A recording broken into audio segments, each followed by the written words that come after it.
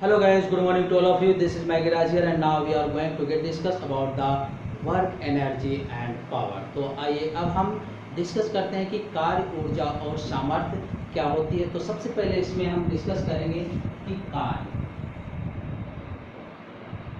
कार्य क्या होता है। तो किसी वस्तु को बल लगाकर एक स्थान से दूसरे स्थान तक विस्थापित करने को कार्य कहते हैं। ओके, किसी वस्तु में बल लगाकर एक स्थान से दूसरे स्थान तक विस्थापित करना कार्य कहलाता है। यानी जानते हैं कि कोई वस्तु रखी है तो अगर हम उसमें बल नहीं लगाएंगे, बल लगाकर एक जगह से दूसरी जगह ले नहीं जाएंगे तो वो काम पूरा नहीं होगा। तो कार्य क्या है कि बल लगाकर किसी वस्तु को एक स्थान से दूसरे स्थान तक विस्थापित करना, यही कार्य होता है। मान लीजिए कि ये m द्रव्यमान की कोई वस्तु है, तो यहाँ पर हमने कोई बल लगाया और थीटा कोण पर लगाया, तो इसका क्षैतिज घटक cos थीटा होता है और ऊर्ध्व घटक sin थीटा होता है। ठीक है ना। तो ध्यान दीजिएगा कि ये बल लगाने से ये वस्तु यहाँ से लेकर यहाँ तक विस्थापित हो गई। तो कार्य क्या होता है, बल और विस्थापन का गुणनफल।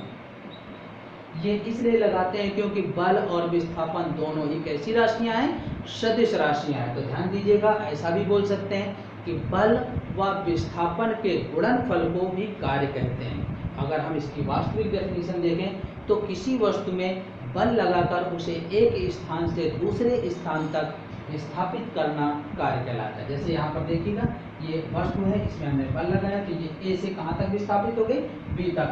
इन्हें यानी डी को हमने विस्थापन माना है, तो ये हो जाएगा F इंटू डी। यानी आप S भी लिख सकते हैं या D भी लिखा हो सकता है कहीं पर, तो F इंटू डी ये विस्थापन है। अब देखिएगा ये कैसा, तो विस्थापन इधर की तरफ हो रहा है ये, तो इसी दिशा में बल भी इस्तेमाल करेंगे। तो ये है D और ये है F, तो F का मान F cos थीटा और D ये, तो ये हो जाएगा F D cos थीटा। तो ये है कार्य का सूत्र, यानी F डॉट D, इसको हमने लिखा F D cos थीटा, और ये जब अगली कक्षाओं में पढ़ेंगे तो इसको बोलते हैं अदिश गुणन।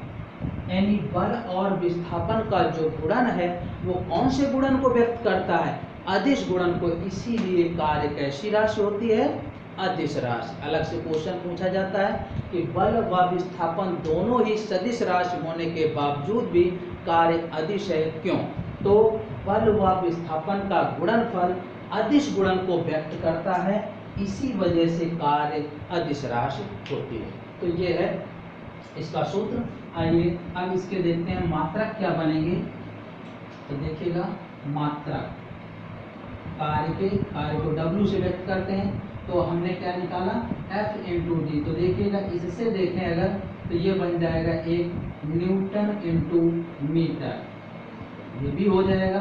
तो ऐसा भी लिख देंगे डाइन इंटू सेंटीमीटर, ऐसा भी लिखते हैं। न्यूटन को अगर बदलना चाहे तो ये लिखा होता है किलोग्राम मीटर बटे सेकेंड स्क्वायर इंटू मीटर तो मीटर स्क्वायर, तो ये बन जाएगा ग्राम centimetre square upon second square.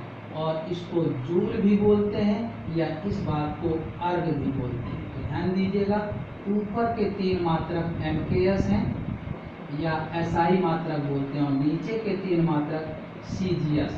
ठीक है, तो ऊपर के तीन आपस में बराबर होंगे और नीचे के तीन आपस में, यानी 1 newton metre equal to 1 kilogram metre square प्रति second square equal to 1 joule. और इसी तरीके से ये बराबर है 1 dyne into centimetre equal to 1 gram centimetre square पर second square equal to 1 erg. और इनमें क्या रिलेशन होता है, 1 जूल में 10⁻7 अर्ग होते हैं, या 1 अर्ग में 10⁻−7 जूल बन जाएंगे। ध्यान दीजिएगा, तो ऐसा संबंध होता है और इतने सारे इसके मात्रक होते हैं। तो कार्य का मात्रक newton into metre, kilogram metre square प्रति सेकेंड स्क्वायर या जूल, और dyne into centimetre, gram centimetre square प्रति सेकंड स्क्वायर, और अर्ग, और ये तीनों एमकेएस या एसआई पद्धति के मात्रक हैं, और ये लास्ट के तीनों सीजीएस पद्धति के मात्रक हैं। ये ऊपर के तीनों परस्पर बराबर होंगे, नीचे के तीनों भी परस्पर बराबर होंगे, और इनमें संबंध होता है 1 जूल में 10⁻7 अर्ग या 1 अर्ग में 10⁻7 जूल। अब देखते हैं कि कार्य की विभिन्न स्थितियां क्या होंगी। तो स्थितियां क्या होंगी कि हमने ये पढ़ा W = FD cos थीटा। तो देखिएगा, जब बल और विस्थापन एक ही दिशा में हो तो थीटा का मान 0 हो जाएगा, या cos 0 का मान 1 होता है, याद रखिएगा। तो W का मान FD cos 0, तो प्लस का FD आ जाएगा।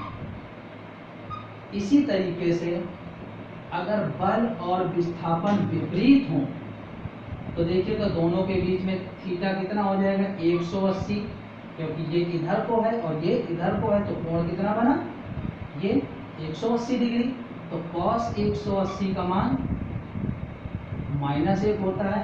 तो W = जब निकाल लेंगे FD cos 180, तो -FD आ जाएगा, यानी कार्य क्या होगा, ऋणात्मक होगा।